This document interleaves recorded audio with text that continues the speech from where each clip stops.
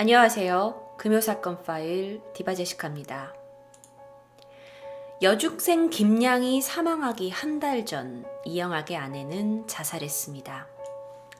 사실 이미 그 방송에 많이 출연을 했기 때문에 얼굴 사진이 다 알려져 있더라고요. 그래서 방송 캡처 화면을 제가 가지고 왔고요. 32살이었던 최미선 씨는 이영학의 의붓 시아버지, 앞으로 계부라고 부를 텐데요. 이 계부에게 2009년 3월부터 지난 9월 초까지 총 8년 동안 수차례 성폭행을 당했다고 주장했습니다. 그리고 이에 대해서 9월 1일 날 최 씨가 강원도 영월 경찰서에 가서 고소장을 제출했어요. 그리고 나서 며칠이 지나고 이거에 대해서 이영학에게도 말을 하게 되죠. 그런데 밝혀진 바에 의하면 이영학이 이제 아내가 계부에게 성폭행을 계속 당했다라고 얘기를 한 데 있어서 증거 있어? 그럼 증거 가지고 와봐. 증거 있으면 확실하게 넣을 거 아니야? 하면서 증거를 만들기 위해 다시 계부와 성관계를 가져야 한다라는 대화가 오고 갑니다. 이로 인해서 아내와 심하게 말다툼이 벌어지게 되는데 이후 아내는 그들이 살고 있던 5층 집에서 몸을 던져 자살하게 됩니다. 그런데 이영학은 이 아내가 투신을 하고 나서 아내가 이제 바닥에 떨어져서 이제 시신으로 죽어 있잖아요. 그런데 이걸 목격하고 나서도 전혀 논란 기색이 없었고 하물며 구급차에 아내의 시신이 이제 실려가는 구급차에도 동승하지 않은 것으로 알려졌어요. 실제로 당시 그 CCTV 화면을 보면 지나가는 행인들보다도 더 무덤덤하고 태연하게 반응을 하면서 오히려 누군가에게 계속 전화를 하는 모습이 잡혔습니다. 영상으로 확인할게요. 한밤중 어두운 거리를 걷던 주민들이 인근 건물에서 뛰어내린 여성을 발견하고 놀라 황급히 현장을 벗어납니다. 어금니 아빠 이 씨의 아내 최모 씨의 투신 직후 상황입니다. 잠시 뒤 행인들의 신고로 소방대원들이 출동했는데 비슷한 시각 이 씨 부녀도 현장에 도착합니다. 이 씨는 최 씨를 흔들어 깨우려는 듯 싶더니 잠시 뒤부터는 딸과 휴대전화를 주고받으며 어딘가로 전화를 합니다. 약간 놀란 것처럼 보이긴 하지만 울부짖거나 하는 모습은 찾아볼 수 없습니다. 소방대원들이 4분여 동안 심폐소생술을 진행하다 최 씨를 싣고 병원으로 가는데도 이 씨는 구급차에 동승하지 않고 현장에 남아 어딘가로 전화만 겁니다. 나는 뭐 사과라고 짐승 것처럼 쳐다보고 있더만. 얘는 체한스럽더라. 얘가 문수하고 체한스럽더라. 투신 당시 이상했던 정황은 이뿐만이 아니었다고 주민들은 말합니다. 이 쫄티 옷이 이렇게 까져갖고 있다는 게 그게 다가 진짜 의심을 하는 게 나도. 이 쫄티 옷이 아무리 극수더라도 이 옷이 까질 수가 없는 거예요. 앞에 내가 이 옷을 이렇게 냈다. 경찰은 여중생 살인사건에 대한 수사가 마무리되는 대로 최 씨 사망사건에 대한 본격적인 수사도 진행한다는 계획입니다. 아내 자살 당시부터 이영학은 용의자 선상에 올랐어요. 아내는 자살 직전에 슈퍼에서 우유하고 담배를 사왔고요. 그렇다는 건 이제 평소 같은 모습을 보여줬다는 얘기고, 그래서 사람들이 이게 정말 자살인가라는 생각을 갖기 시작했죠. 게다가 이영학이 아내를 평소에도 학대했었다는 점이 밝혀지게 됩니다. 그리고 결정적으로 자살 당시 아내 최미선의 몸에는 무언가로 맞은 상처가 나 있었어요. 이영학의 말을 들어보니 아내가 내가 성폭행을 당해서 임신의 가능성이 있으니 자살하겠다라고 말하면서 너무 비관을 하고 있대요. 그래서 내가 너무 속이 상해서 그만해 하면서 살충제 뚜껑으로 아내를 쳤다고 이야기합니다. 그러니까 즉 무슨 얘기냐면 그냥 두 사람의 속상한 대화 중에 잠깐 친 거다라는 변명이었죠. 최미선에 대한 부검이 실시되었습니다. 그런데 여기서 최미선의 의붓 시아버지의 DNA가 검출됩니다. 이영학의 계부 60세 배 씨는요, 처음엔 모든 걸 부정했어요. 하지만 DNA가 발견되고 나서는 성폭행을 당했느니 말했느니 이런 여태까지 주장들이 있었잖아요. 근데 나는 아니다 이랬는데 이 모든 주장을 이제 번복하고 사실 며느리가 나를 유혹해가지고 우리가 합의하에 성관계를 한 거라니까? 라고 진술을 합니다. 잠깐 제가 제 이야기를 하자면 며느리가 그렇게 합의하고 시아버지하고 성관계를 하는 게 그게 일반적인 상식으로 말이 되는지는 제가 잘 모르겠지만 어쨌든 그가 이렇게 주장을 하게 돼요. 게다가 이제 작성자가 불분명한 유서가 나오게 돼요. 그런데 이 유서에서 의붓 시아버지가 최미선 씨를 총기류로 협박을 해서 성폭행을 당했다고 이제 주장이 되는데 실제로 이 배 씨의 집에서는 계부 배 씨의 집에서는 엽총과 총기류들이 발견이 돼요. 하지만 이 유서로는 불충분했어요. 왜냐하면 이건 이영학이 이제 건네준 유서였고 경찰에게 자필로 된 것도 아니었고 컴퓨터로 작성한 거예요. 그러니까 이게 진짜 아내 최미선 씨가 썼는지는 불분명했죠. 그렇게 계속해서 조사가 진행되고 있었어요. 조사의 핵심은 뭐냐? 과연 최미선은 정말 자살한 것이냐? 이 자살에 이영학이 얼마나 개입되어 있었던 거냐? 그리고 이전에 정말 최미선이 그 계부였던 시아버지한테 성폭행을 당한 것은 사실이었냐? 이게 계속 밝혀지고 있는 와중에 이영학의 계부였던 배 씨가 내 억울함을 좀 풀어달라라는 유서를 남기고 자신의 집 비닐하우스에서 목을 맨 채 자살을 하게 됩니다.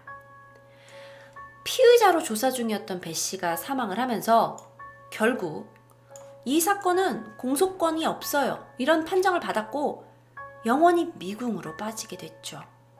결국 최미선의 죽음은 아무도 밝혀낼 수가 없습니다. 아내가 죽고 나서 이영학이 평소에 그렇게 주민들과 교류가 있었던 사람은 아니었대요.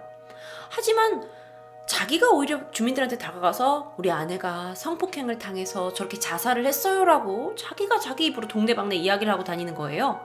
그래서 오히려 주민들은 아니 저런 민감한 얘기를 왜 우리한테 하나 하고 당황했다고 해요.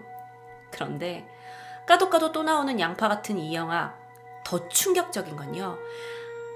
아내가 죽은 지 3일 뒤에 어느 성인 소셜 데이팅 사이트에 커플 구함, 동거 가능 이란 문구와 함께 글을 뻔뻔하게 올리게 됩니다. 그런데 그게 다가 아니었어요. 우리에게 정말 온 국민에게 충격을 불러일으킨 건 이영학이 병원에서 죽은 아내의 시신을 직접 염을 하겠다고 자청을 하게 된 거죠. 그리고 그는 그 모습을 자신의 핸드폰으로 직접 찍게 됩니다.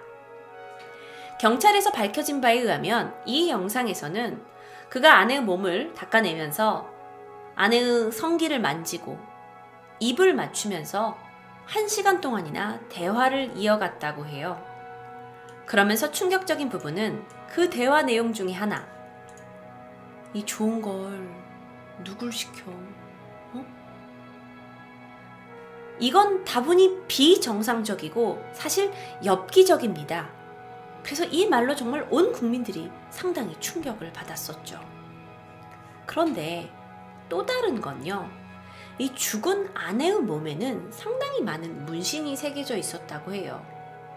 그 팔의 일부분, 보이는 팔의 부분, 그리고 무릎 이하를 제외하고는 거의 온몸이 문신으로 뒤덮여 있었다고 합니다. 이 사진은요, 이영학의 지인이 이영학이 이제 카톡이 등록되어 있을 때 그 이영학의 카톡에서 발견된 사진이라고 나온 사진인데 그래서 많은 사람들이 최미선의 것이 아니냐라고 추정만 하고 있어요. 아직 확실하진 않습니다. 그런데 이런 식으로 이제 온몸에 문신이 있었던 게 아니냐라고 언론에서도 밝혀져 있었죠. 물론 이게 이영학이 아내에게 이 문신을 강요했는지의 부분은 아직 명확히 밝혀지지 않았습니다.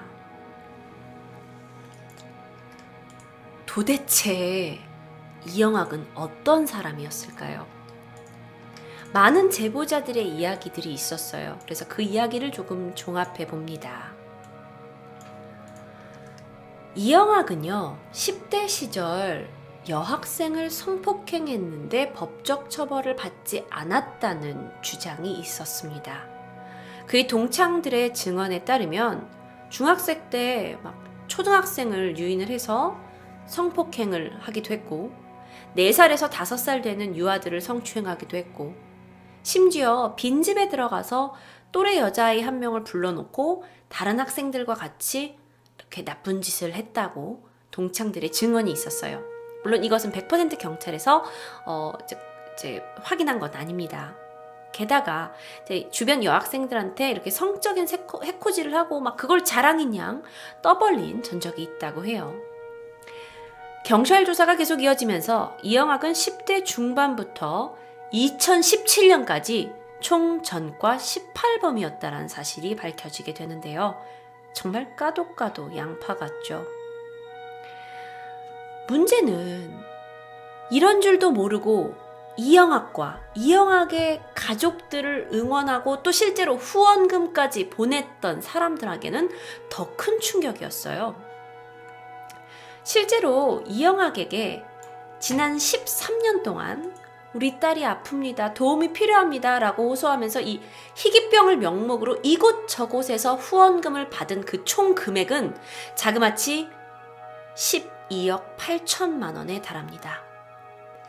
그런데 이 중에 이 씨가 진짜 치료비의 목적으로 쓴 금액은 750만 원밖에 되지 않는다고 해요. 그러면 나머지 돈으로 뭐 했냐? 그는 고급 외제차 사고 그 외에 호화 생활을 즐겼던 것으로 보여요. 아주 가증스러운 글이 하나 있었는데요. 우리 딸을 위해서 다시 한 번만 기회를 주세요. 제가 살아있는 동안 딸의 병원비가 만들어진다면 바랄 게 없습니다. 이중적인 그의 모습이죠.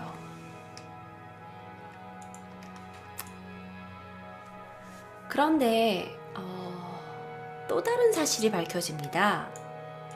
이영학이 알고 보니까 2011년에 정신장애 2급 판정을 받았던 거예요. 그래서 2015년에는 복지카드까지 발급받았다는 사실이 알려집니다.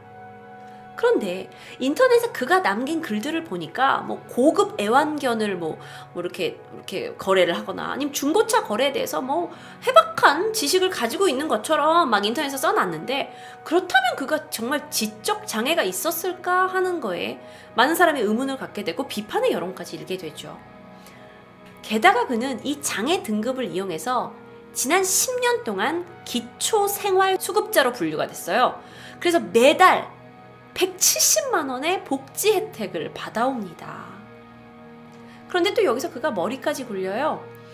재산이 있으면 연금 혜택을 제대로 받지 못해요. 그래서 일부러 자기 명의로는 외제차 한 대만 등록시켜 놓고 자기 누나 명의 그리고 자기 매형 명의 이런 걸로 해서 차량 에쿠스 차량, BMW 차량을 등록하고 자기 맘대로 차고 다니고 인터넷에 SNS에 자랑하고, 이게 뭡니까? 그러다가 이제 많은 사람들이 의문을 품었어요. 아니 그러면 이영학의 몸에 있는 이 문신 있잖아요. 사실 이 문신도 몸에 이렇게 온몸에 문신을 하려면 상당한 돈이 든다고 해요. 물론 어떤 사람이 시술했냐에 따라서 가격은 천차만별이지만 만약에 이걸 5년 이상의 경력자가 시술을 했다면 2천만 원에서 3천만 원 이상의 금액이 들었을 거라고 추측을 하고 있죠. 그럼 이영학에겐 직업이 있었을까요? 이영학의 직업은요, 그때그때마다 달랐어요. 아주 다양했죠. 건물 관리인한테는 저 방송 작가예요 라고 얘기하기도 했고요. 근처 가게의 아줌마한테는 학원 원장입니다.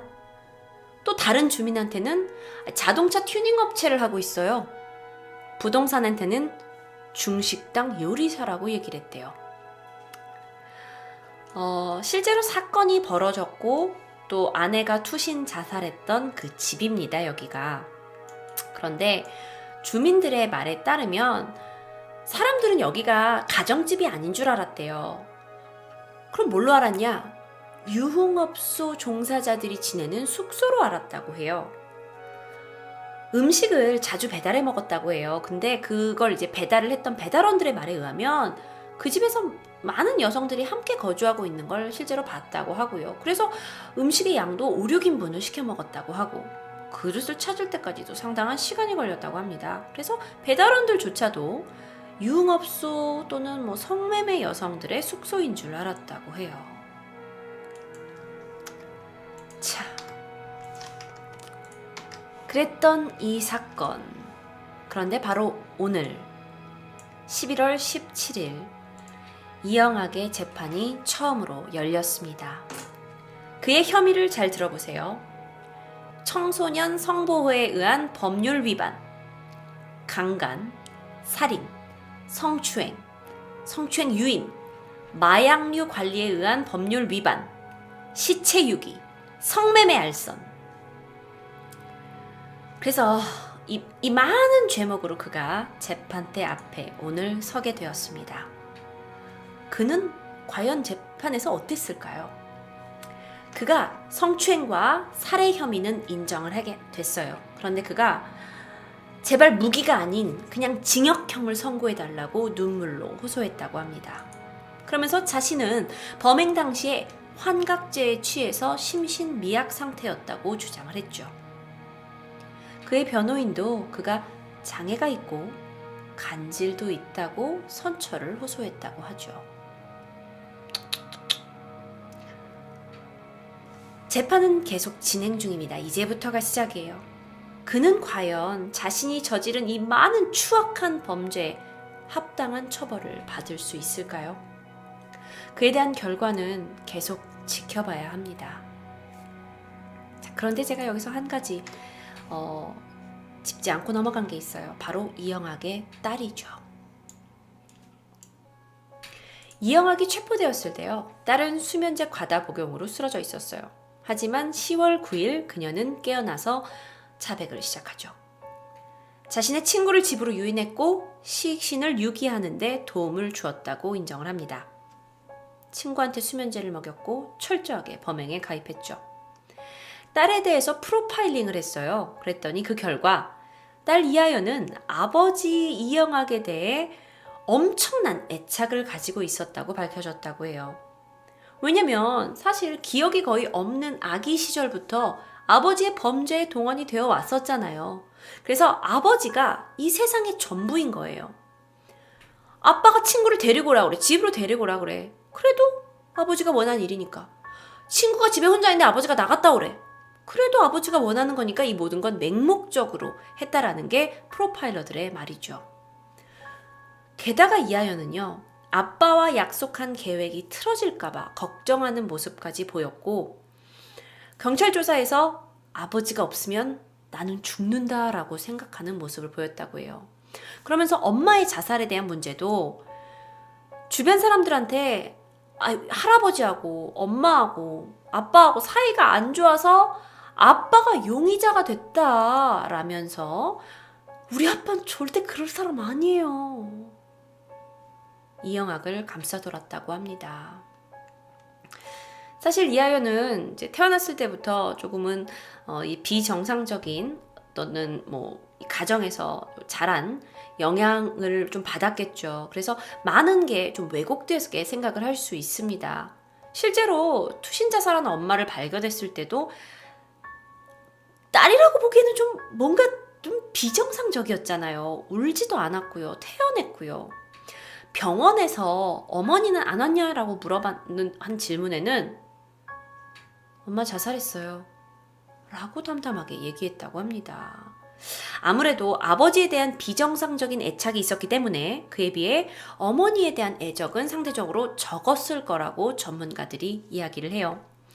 결국 이하연은요 10월 30일 구속됩니다. 이게 당시 구속이 이제 되는 모습인데요. 경찰들에게 막 이렇게 이끌려 가던 도중에 구경꾼들이 그녀에게 욕을 했다고 하는데 이때 그녀가 구경꾼들에게 굉장히 살기 어린 눈빛으로 한참을 응시했다는 증언이 있습니다. 어쩌면 딸도 피해자일 수 있어요. 진짜 범인은 바로 이 사람, 이영학이니까요. 어금니 아빠라는 가면 속에 정말 그 순수한 마음으로 후원금을 원하는 그 가면 속에는 사실 왜곡된 비뚤어진 성적 욕구로 인해서 그는 결국 손대지 말아야 할 작은 아이의 생명을 앗아갔습니다. 이 사건은 2017년 정말 대한민국을 충격에 몰아넣었는데요. 앞으로도 우리가 계속 지켜봐야 할 사건입니다.